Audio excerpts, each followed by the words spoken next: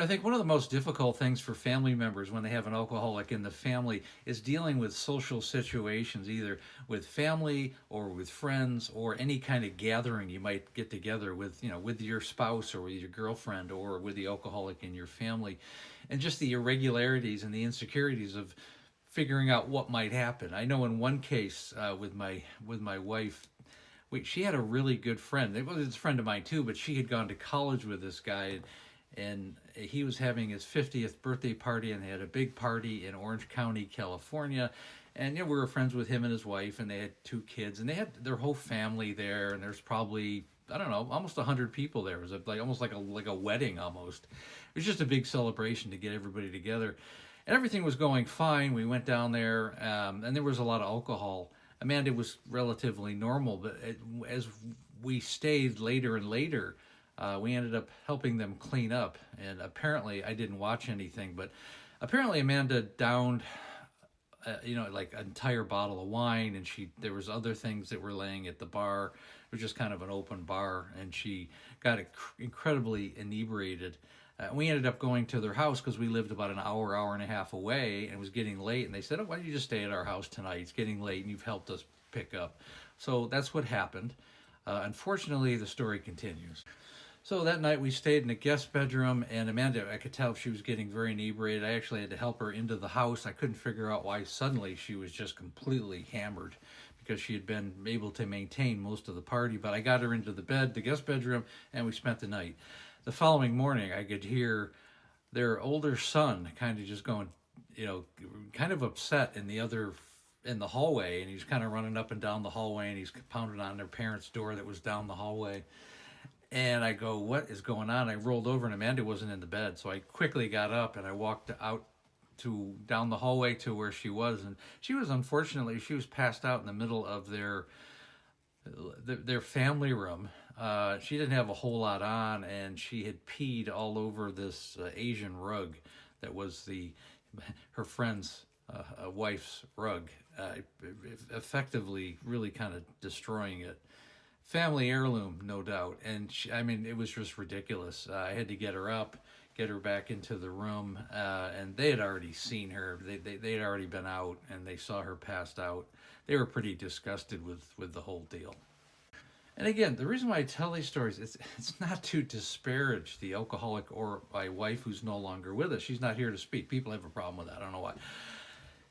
These are things that happen to families every single day. And unless they're discussed, unless they're dissected, unless somebody has the guts to talk about this, it's going to continue to happen. This kind of behavior is not acceptable. And in this case, they were okay with it. We ended up leaving. I was embarrassed. Amanda was sobering up, and we got out of there after an hour or so. She was mortified. We went home. I remember, I think she drank later that day just because she had a hangover. So it was always about the alcohol. The thing is, I had an event with her, the friend, who was our mutual friend. She had known this guy since college. She'd known him 30 years at this point. And we had a parade. It was called the Doodah Parade in Pasadena. They do every year, and I used to go there with him.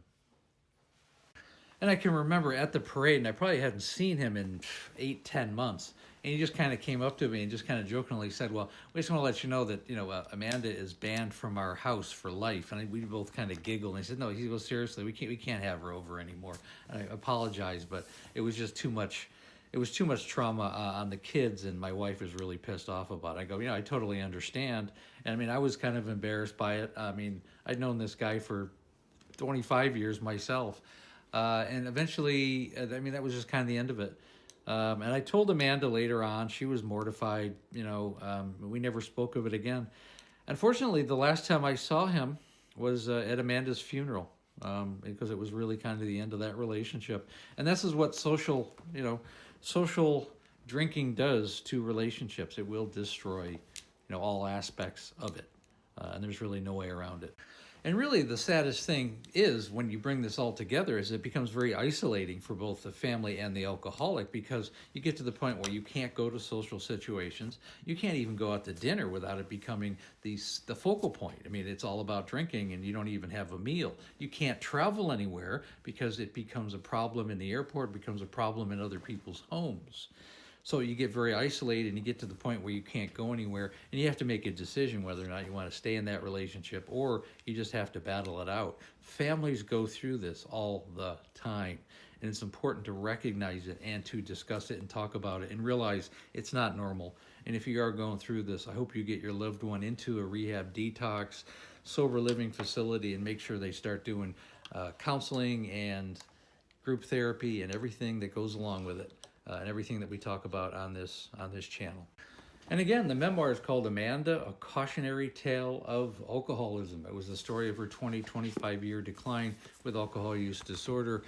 And unfortunately, she succumbed to the disease almost 5 years ago. And again, I go live Monday through Friday, right around 6 o'clock Pacific Standard Time, 9 o'clock Eastern. And we have the Facebook group. It's called There's an Alcoholic in the Family. Link is in the bio. And when you're ready to work with me one-on-one, I have a complete coaching program. Set up a call. It takes about 45 minutes to an hour. We're going to do a deep dive into what's going on with you and your family. Make sure the alcoholic is there. The call is free. The course is definitely not. The call is about setting you up for the course and making sure you're a good fit. And again, thanks so much for listening.